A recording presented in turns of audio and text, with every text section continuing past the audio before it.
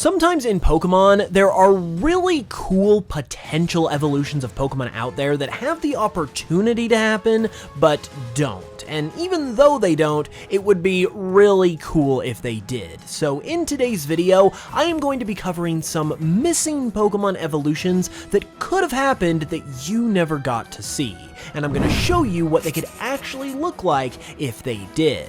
I have commissioned my good friend RGreywind for the artwork of these designs that you're going to see in this video, so be sure to check him out with the links in the description. And with that said, I am going to be starting with Feebas because it's a good example of this concept. One of the ways that Feebas evolves into Milotic is by maximizing its beauty stat in Pokemon contests. So naturally, that opens up the door for the possibility of Feebas getting other evolutions for all of the different contest stats. It unfortunately doesn't happen in the actual games, but the idea is there just waiting to be taken advantage of, and it's a really cool one, so we are going to explore that idea a bit today. This is Monoquari, and it is what you would get if you maximized Feebas's cool stat in Pokemon contests. For now, this is the only stat evolution that I'm gonna be able to cover because I've also got other Pokemon to look at in this video as well, but if you guys wanna see the other evolutions for the other stat categories for Feebas, be sure to let me know in the comments and we can possibly make a part 2 of this video if it does well. Back to this Pokemon though, Monoquari is a pure water type just like Milotic. Because to be honest, I didn't really want to steal Milodic's thunder by giving this Pokemon a cool dual typing, so in the interest of fairness, that is what I went with. But Monoquari would naturally have a different stat distribution at the very least. And while Milotic specializes more in special defense and HP, I could see Monoquari specializing in attack or special attack and speed, which also goes well with the cool theme in my opinion. The other thing that I wanted to mention though with Monoquari is its general concept and inspiration, because it's another reason why this should definitely be a thing, because it is really cool in my opinion. So naturally, I wanted this Pokemon to feel related to Milotic, so I went ahead and looked up Milodic's origins, and evidently its name most likely comes from Venus de Milo, a famous sculpture renowned for its beauty that is thought to be a masterpiece.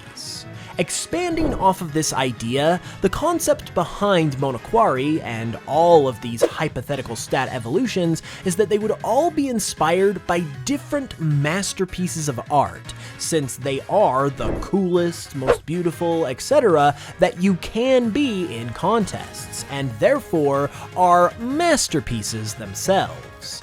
To me, this would be a super cool concept for an evolutionary family like this, and it makes me want it as a real thing even more than I already did before. With that in mind, Monoquari gets its name from the Mona Lisa, which is obviously one of the most iconic artistic masterpieces.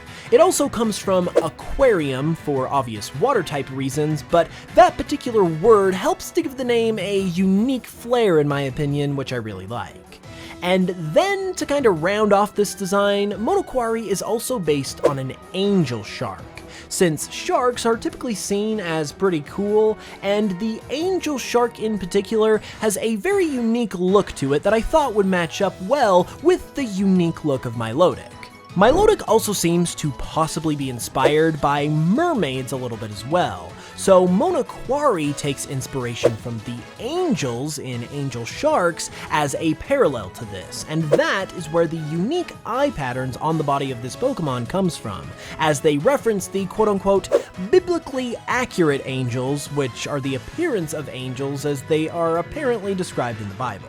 So all in all, this was a route that we never got to see Feebas go down, even though it had a golden opportunity to do so, and in my opinion, would also be really cool to see someday. And I feel like Monoquari just hammers that idea home even more.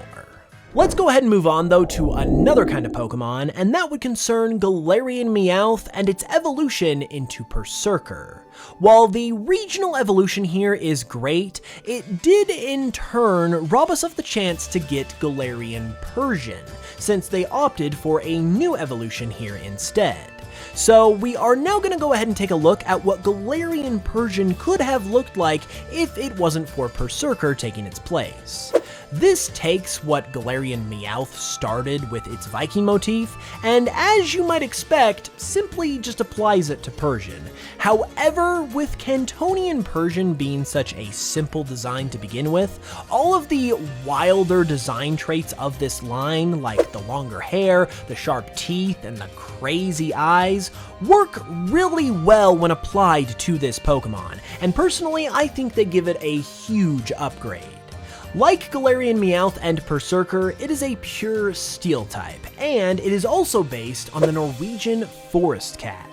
But this time around, we actually get to see that inspiration in a four-legged form, which I feel like helps it to shine through a little bit more. And because of that, I also feel like this design and concept in general feels a little more blended with all of the Viking elements, and in particular, the Viking beard. So I feel like everything just goes together here really, really well. And for a pretty plain and average Pokemon and a potential evolution that honestly isn't anything all that crazy or groundbreaking, this one actually comes together really well in my opinion, and honestly would have been a big glow up for Persian if it had actually had the chance to happen, instead of whatever ended up actually happening in Alola.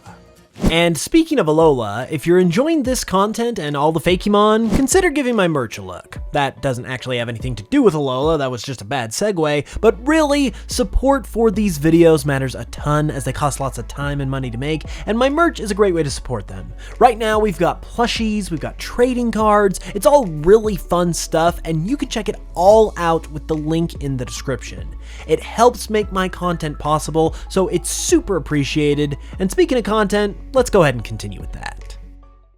Moving on though, I am now going to cover another big one, and that is Eevee. Evolutions are obviously highlighted all the time, but it fits pretty well into this missing evolutions category because one of its evolutions is missing its partner in crime. Every single evolution that has ever been introduced to this point was introduced as part of a duo or trio. That is, except for Sylveon, who was introduced all by itself in Kalos. Over the years, we have continued to wait to see if we would maybe get something to pair with Sylveon in Alola, or maybe Galar, or who knows, maybe they'll surprise us in Legend ZA, but to this point, Sylveon has just been left all alone without a buddy to be paired with like the other evolutions have. So I have gone ahead and filled that gap with Galarian. Galarian is a Steel-type evolution that counterparts Sylveon's Fairy-type. In pretty much all of the evolution duos and trios that have been introduced, one has a type advantage over the other, so since Steel is both an unused evolution type and strong against Fairy, it seemed like the optimal choice. Also, with Sylveon clearly being introduced to promote the new Fairy type, which is also kind of what Umbreon did back in the day with the new Dark type in Gen 2, Steel is the only one of the 3 new types that were introduced after Generation 1 to not have its own evolution. So it only seemed right to give it one here since everything else lined up so well with Sylveon too. The fact that I was also thinking of this as the missing counterpart to Sylveon naturally influenced its design, as I wanted it to have a medieval knight kind of motif as a result to go along with the European setting that is the Kalos region, where Sylveon was obviously introduced. Going along with this, I also thought of its dark, steel-plated armor as a counterpart to Sylveon's very light and bright colors, to really try and give it a sense that this is indeed the Sylveon counterpart that never was. Additionally, I also thought this Pokemon's name came together really well too, because Galarian comes from Gallium, which is a type of metal, and yeah, I did recently use Gallium in the name of another Fakemon I did recently in another video, but I thought it just fits so well here that I decided to use it anyway. And that is because, in addition to the word Gallium, Galarian also comes from the word gallant, which means to be brave or heroic, which works perfectly with the medieval knight theme that I mentioned that this Pokemon has. So overall, I would say that something like Galarian that could have paired with Sylveon in Generation 6 would have been a very nice thing to see, and ultimately it's pretty unfortunate that Sylveon ultimately had to be introduced by itself instead. We do still have some Pokemon to cover in this video though, so we're now going to go ahead and turn our attention to some other Pokemon that also have some missing evolutions, and that would be the Paradox Pokemon. None of the Paradox Pokemon evolve, even though many of them are based on Pokemon that do have evolutions. So you would naturally imagine that at least some of them would have Paradox forms for their evolutions or even their pre-evolutions as well. However, that is something that we haven't got to see and probably won't see. So I have gone ahead and visualized what that might have looked like for one Paradox Pokemon in particular. This is Feathermane, a ghost fairy type and the evolved form of Fluttermane. Feathermane is obviously based on Miss Magius, with Fluttermane being based on its pre-evolution Mischievous, and its key feature is obviously its giant head crest full of feathers, which is where it gets the name Feathermane from. This replaces Miss Magius's witch's hat, and what I really like about this detail in particular is that coupled with the horns on this Pokemon's head, it's meant to resemble a Triceratops, which obviously falls in line with the theme of the ancient past that these particular Paradox Pokemon have, and in particular, a lot of the dinosaur-like elements that they have in particular. And while there honestly isn't a whole lot else to say regarding this design because it is just a past form Miss Magius at the end of the day, I do feel like Paradox Evolutions as a whole are a pretty cool concept that could definitely be explored a little bit more. And while they probably won't be before Generation 9 is done and we move on to whatever is coming for us in Generation 10, it'll always be a cool idea that they can maybe potentially revisit someday. And I think Feathermane is a good example of why that is the case.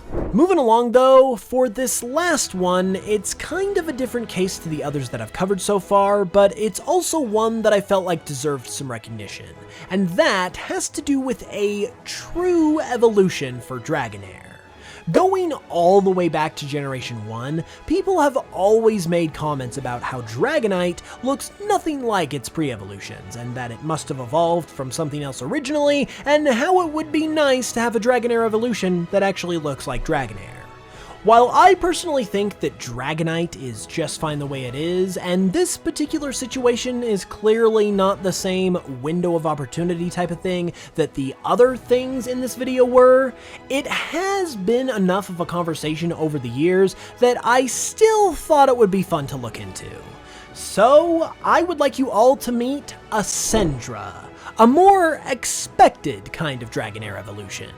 Since Dragonair already does have some hints of a flying motif itself, with its head wings and then the air that is literally right there in its name, it's pretty clear that it was going to go into a flying type direction. And admittedly, even though Dragonite does gain that flying type like its pre-evolution alluded to, it doesn't really have that same flying motif that Dragonair has. So, Ascendra is simply an evolution that carries on that same flying motif, and expands it and fully realizes it as a fully evolved Pokemon. Obviously, therefore, it is dragon flying type, and as a flying serpent-like creature, I also wanted to add in a dash of inspiration from the feathered serpent / Quetzalcoatl, since that is kind of the direction that Dragonair was going before it evolved into Dragonite.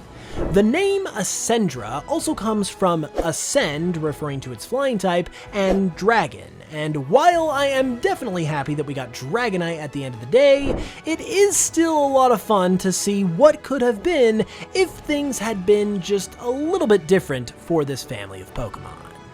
With that said, you'll have to let me know which one of these designs is your favorite and what missing evolution you would like to see happen the most. Be sure to drop that in the comments and also leave a like if you enjoyed the video and subscribe for more. And with that said, I'll see you soon with another new video. Thanks so much for watching this one, I really appreciate it, and until the next one, as always, I will smell you guys later.